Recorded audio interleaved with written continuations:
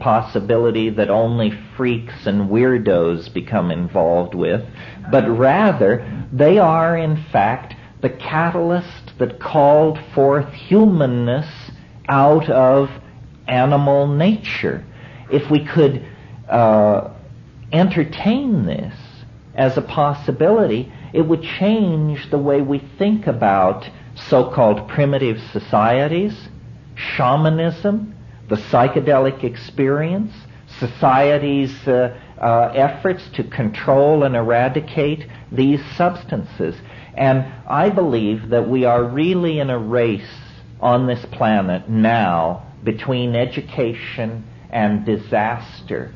And it is the momentum of the ego that threatens to shove us over the cliff into Armageddon. Famine, overpopulation, you can kiss goodbye to democratic values. We are all going to live in an Orwellian anthill if we don't, what?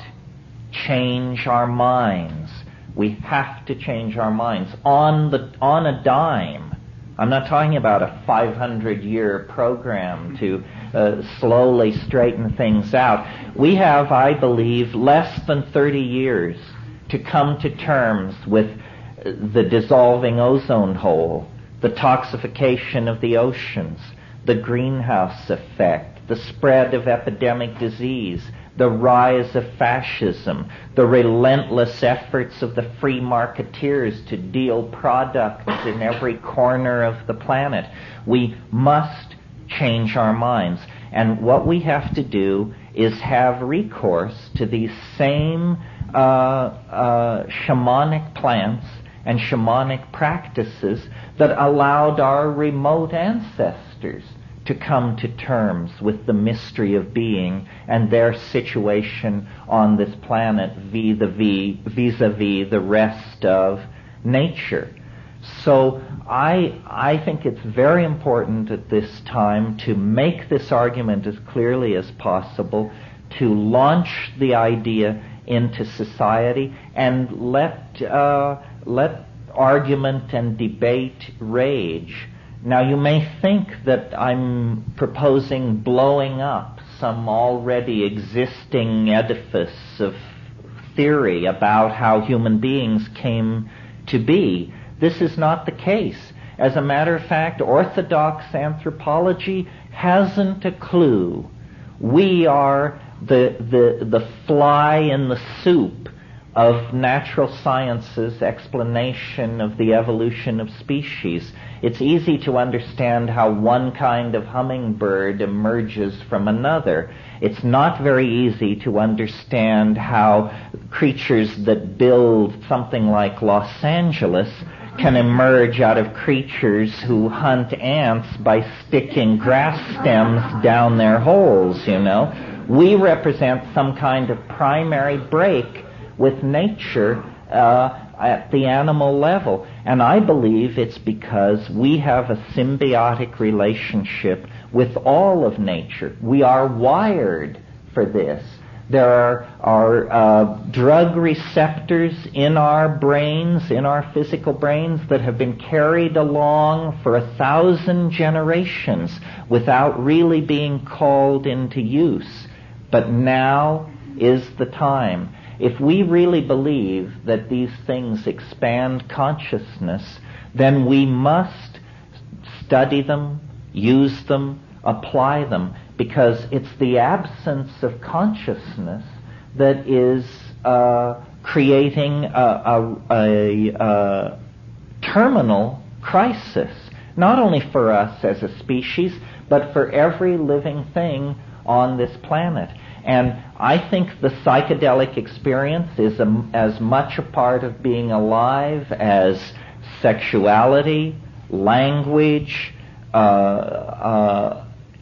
the things which fulfill us and give meaning to the human experience are left incomplete and impossible to assimilate if we don't place the capstone on the edifice of our being in the world. And the capstone on that edifice is our right, our obligation, and the privilege of dissolving our ordinary ego boundaries and merging with the mind and purpose of the planet. And this is what I was trying to say in the book, and this is what I hope I'm able to communicate to you this evening. Very well. Thank you very much.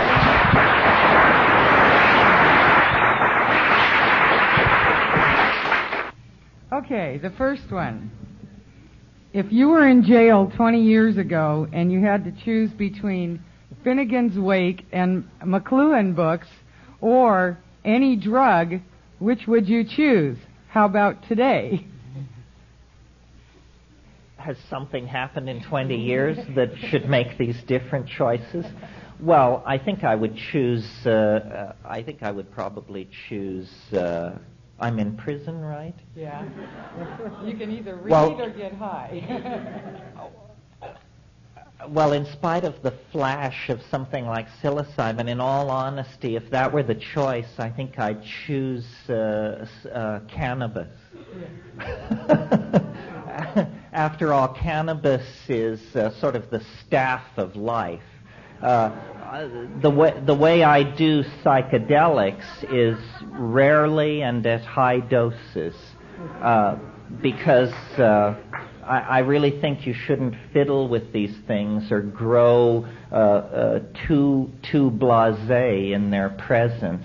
But cannabis is sort of the bridge between ordinary reality and the extremely intense psychedelics. Well, that leads right into this question. What do you know about the ancient history of hemp? Well, probably a lot less than a number of people in this room. Hemp is probably one of the world's oldest cultivated plants, possibly the world's oldest cultivated plant. And one of the interesting things about hemp, which I discuss in The Food of the Gods, is the way in which words, hemp was always a source of fiber as well as drugs.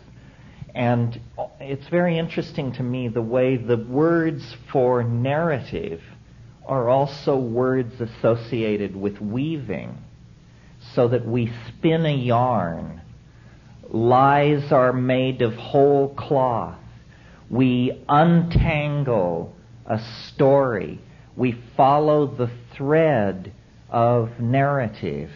You see, I think I call the chapter on cannabis in my book The Ballad of the Dreaming Weavers. I think the wonderful thing about these psychoactive substances is that they inspire us to communicate with each other. You know, there are couples who very little passes between them verbally. And if you were to hear probably a recording of your own daily exchanges with the people around you, it tends to get down to the very mundane and minimal. You have to sort of stimulate yourself for there to be a flood of intentionalized verbal communication. And this is what melts barriers between people. I mean, communication is real. It allows one mind to flow into another. It allows viewpoints to leap from one soul to another. I didn't talk about it in my little remarks at the beginning, but I really believe that psilocybin and its cousins were probably responsible for the emergence of language.